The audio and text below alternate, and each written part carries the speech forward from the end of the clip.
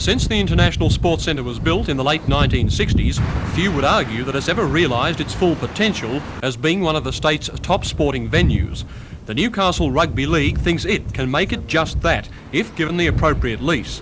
The league would then embark on a massive upgrading of the complex. However, the whole idea is at the talking stage, as ISC Trust President Bill Brett verified. We have entered into guarded negotiations or discussions with the Newcastle Rugby League regarding this.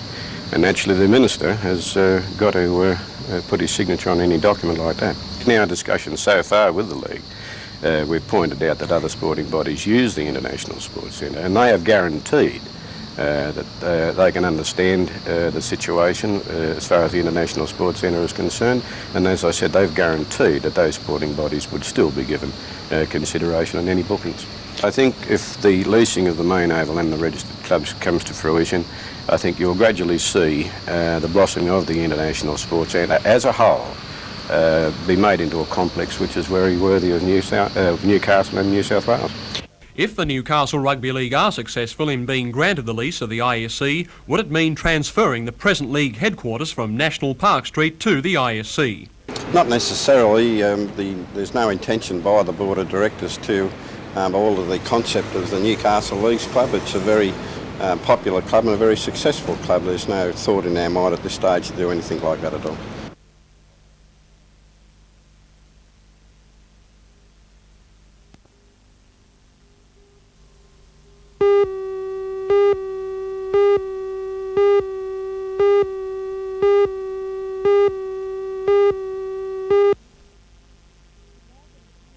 For more than a year now, Split Enz has refrained from touring. So what have the Ends been doing in the meantime? We decided that we'd been in the routine of album tour with no breaks for about 3 or 4 years, and we really felt like as a band, musically and individually, we needed a break from each other. Tim went and wanted to do a solo album. He's wanted to do something outside the band. He has been in it for 10 years, so it's like, you know, it was an important thing for him, I think, to get outside of it. And I think we all gained some perspective by doing it, and just happened to stretched out a bit longer than we thought it would.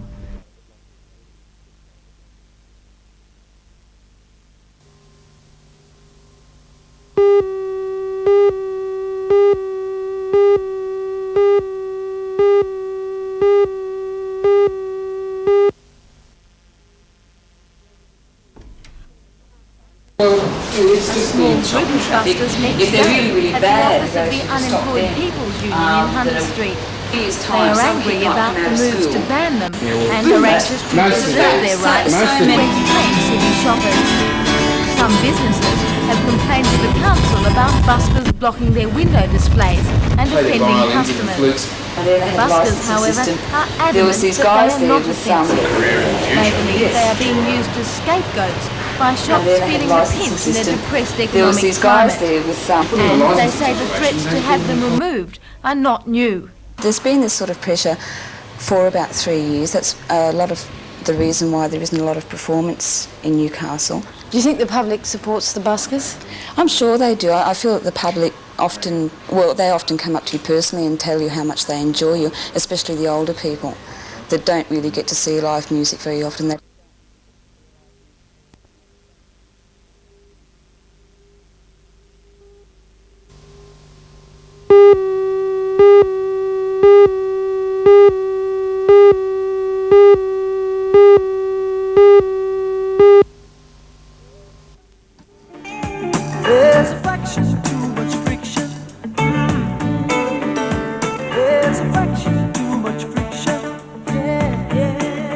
For more than a year now, Split Enz has refrained from touring. So what have the Ends been doing in the meantime? We decided that we'd been in the routine of album tour with no breaks for about 3 or 4 years, and we really felt like as a band, musically and individually, we needed a break from each other.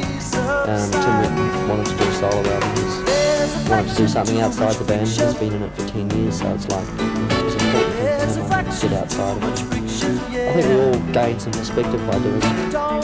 Just happened to stretch out a bit longer than we thought it would.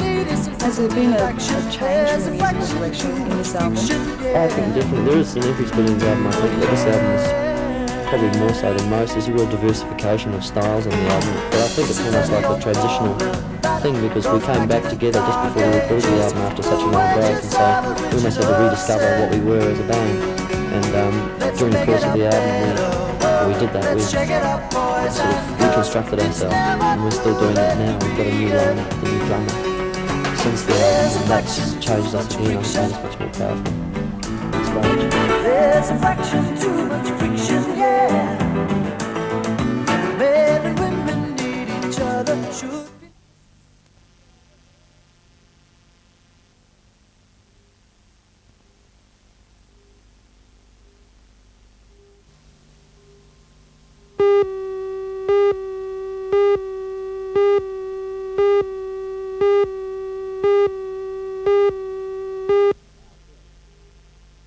In our opinion, soccer and rugby league can't play in the one venue. That was proven earlier this year when we were forced to leave because of the condition of the ground. Of course, that's a controversial point itself. The reason you left the International Sports Centre, according to all the publicity at the time, was that you wanted the atmosphere of Adamstown Rosebuds. That was the request of the coach Ken Kaiser. He asked the directors to look at Adamstown Oval to play the games because the atmosphere was greater and lift the performance of his team. We rejected that, what Ken asked for, but then when the rugby league had played 6 games in one weekend and destroyed the playing surface, we then decided to move to Adamstown. The Rugby League, after all, wants to upgrade the International Sports Centre, which it is recognised has never reached its potential. Now, surely that is a positive step. Most definitely, I agree, and I would like to say good luck to the Rugby League if they could do that. But I get back to the point that I and my committee feel that Rugby League and soccer cannot be played on the one ground. Earlier this week, though, ISC Trust President Bill Brett had a different opinion. In our discussions so far with the league, we've pointed out that other sporting bodies use the International Sports Centre, and they have guaranteed that they can understand the situation as far as the International Sports Centre is concerned, and as I said, they've guaranteed that those sporting bodies would still be given consideration on any bookings. So the debate over the future of the ISC is now well underway. Whatever the outcome, its success or otherwise, will be directly reflected in gate takings.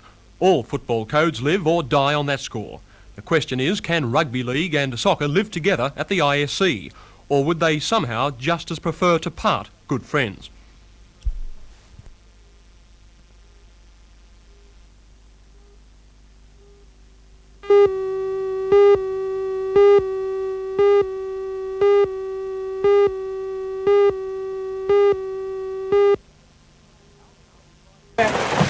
Our town decided to head out, giving Tia Maria half an hour more to make the starting line or forfeit the first heat.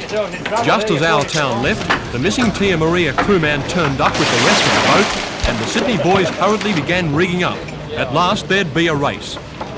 More than 1 hour after the scheduled starting time, the 2 super-fast mono hulls speared across the starting line for the first of the much-awaited clashes in 10-knot winds. Skipper John Moore got the better of the start by around 10 seconds, and our town was on her way. Tia Maria took a different tack very early on, and for a while it became difficult to tell just how close the 2 boats were. But coming up to the first mark, it became clear that our town was still ahead by about 25 seconds, and doing it well. Then disaster struck Tia Maria. Over she'd gone due to a stay problem. The 18-footer lost several minutes as the crew corrected the problem, righted her, and got underway again. And how? Tia Maria late this afternoon had taken out the first heat by 2 minutes and 5 seconds. Roger, waiting, apparently somebody said that's affirmative. So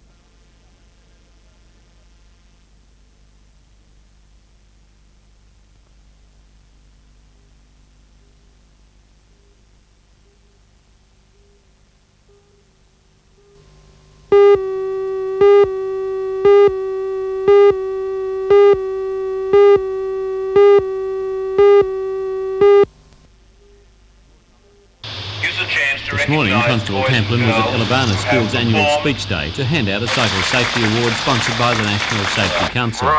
10-year-old John Thomas had impressed Constable Tamplin with his cycle handling and road sense during a recent bike ed course. With school holidays about to put more children on the road amongst holiday traffic, Constable Tamplin says it's vital that parents take a close look at cycle safety. Check out their bikes, have a look at their bikes, see what condition they are in, if they are dangerous or in any way a defect on the bike, to fix it and make sure that it's safe for them to be there, and also maybe just a little bit of supervision when they are on the streets, make sure that they do ride safely.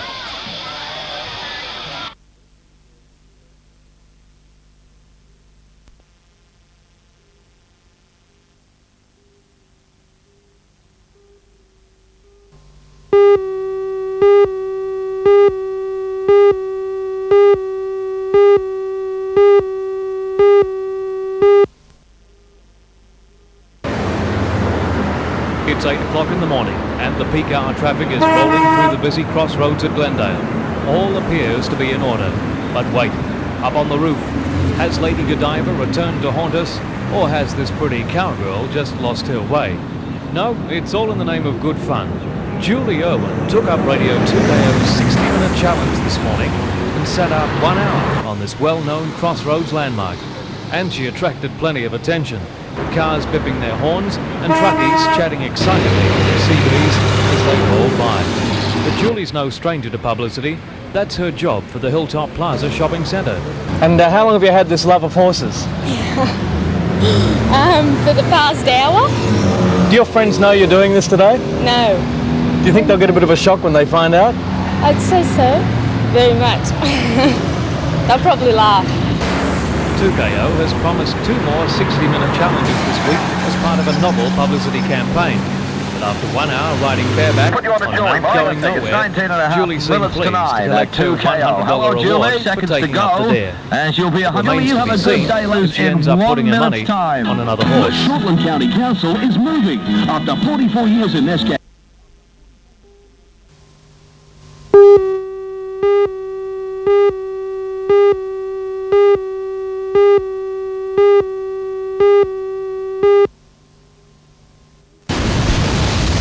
Seagulls are about the only residents who enjoy living out here at the moment. Daily, the odour from the Swansea sewage treatment plant drifts across nearby homes and parkland.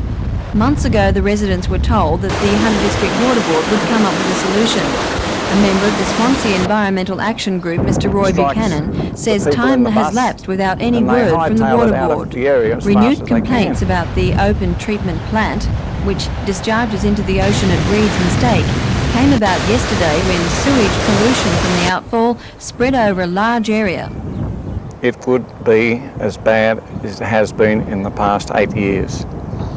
It was in a stream about 100 metres wide from the entrance into Lake Macquarie right down through the bridge.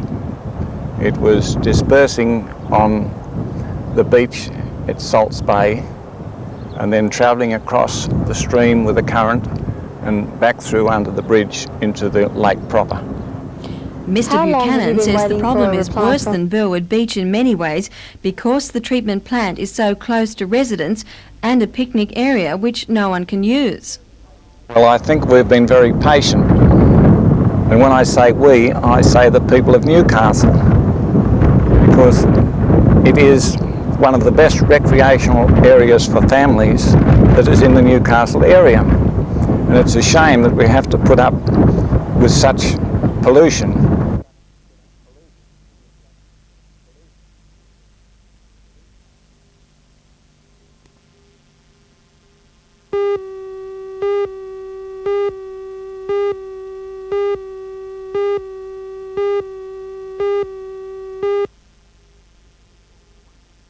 This is the story of one man's fight against pollution. Tom Watkins owns a boat shed on Brush Creek, a little-known backwater in Edgeworth. The creek runs into Cockle Creek and ultimately Lake Macquarie. For months, Tom's been disturbed to see large quantities of oil drifting down the creek, and he's been foot-slogging it through the bush in a bid to find the source. Today, he's struck oil, quite literally, at Cardiff Railway workshops.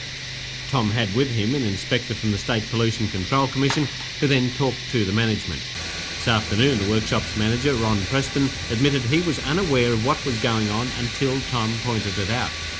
Amazingly, all oil and grease washed from diesel locos in for maintenance along with the detergents used, have always run out of this pipe and into the creek, then into the lake.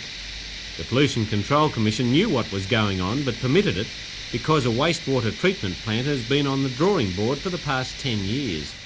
Works finally started on the $1.4 million plant, but in cleaning out a pipe, the contractors released large volumes of oil, and this was the last straw. The outlet is to be dammed immediately, and until the treatment plant is complete, all wastewater will be trucked from the workshop. Now the problem's been pointed out, you're definitely taking action to correct it. Yes, Jim, we've ordered a bulldozer to build a coffer dam to hold the wastewater. We'll pump it out as necessary, daily if necessary. And then, of course, that's the short-term solution. The long-term is our pollution control plant, which is already well underway right behind us. Tom, clearly you've won this battle, but are you going to continue the fight to clean up the creek? Yes, most certainly. I know of other sources of pollution in the same creek, and I'll endeavour to do my best to clean those up too.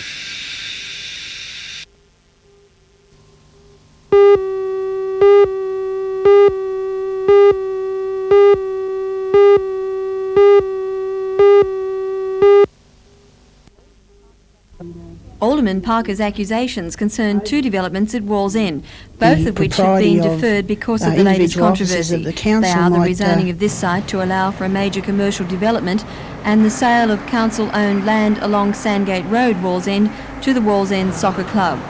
It may be some time before council can proceed with these matters again, which is a blow to the Wallsend Soccer Club, which is anxious to proceed with the sale of its existing site and the development of new premises. Alderman Parker has raised accusations that a breach of the Pecuniary Interest Act may be involved. The Secretary-Manager of the club is Alderman Ian Campbell, who welcomes such an inquiry to clear his name. Alderman Parker said his only motive in bringing the issue forward was to clear the council of any wrongdoing. Now, it's a very serious matter, I'm aware of that. Because it's serious, because every alderman on the council is under a cloud, because our decision-making process may well come into disrepute if these actions did in fact occur. I think that it needs to be firstly brought to the attention of the council, which I've done, and secondly resolved as quickly as possible. And if there's been no breaches of the Act, I'll be very, very glad.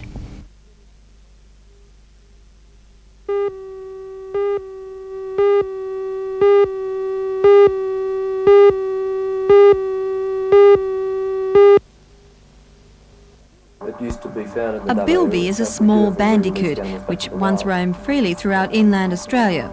However, the small animal is fast becoming extinct. As Mr. Richard Watkins explains, the Western Plains Zoo in Dubbo is trying to raise money to set up a breeding program for the bilby. What we hope to do is to raise funds sufficient enough to start up a breeding program of these animals at Western Plains Zoo. The monetary scale we're looking at is in excess of $25,000 to commence a breeding program, as well as the research which will go into these animals over the next few years could cost anything up to $50,000.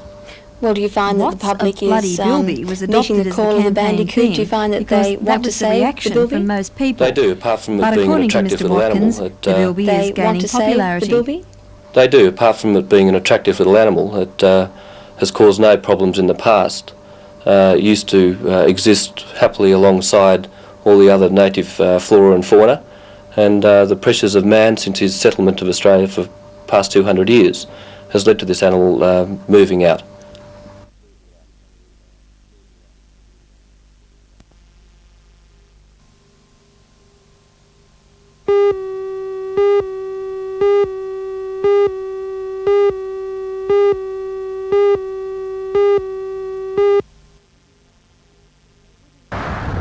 The Whittingham Public School opened in August 1881. It occupied two adjoining bar rooms at Faulkner's Hotel until the building was finished in 1882. In its heyday, the small school had 60 pupils, but today, to bid it farewell, there were only 12. Too few, according to the Education Department, to warrant keeping the school open. Next year, the children will have to travel 5 kilometres into Singleton to school, as the children of Whittingham did on foot before their school was established. The teacher, Mr. Stephen Hall, has been transferred to another small school in the Snowy Mountains. The Whittingham community is sorry to see its long-established school close, but they are not losing it completely. The building is to be used for a preschool playgroup.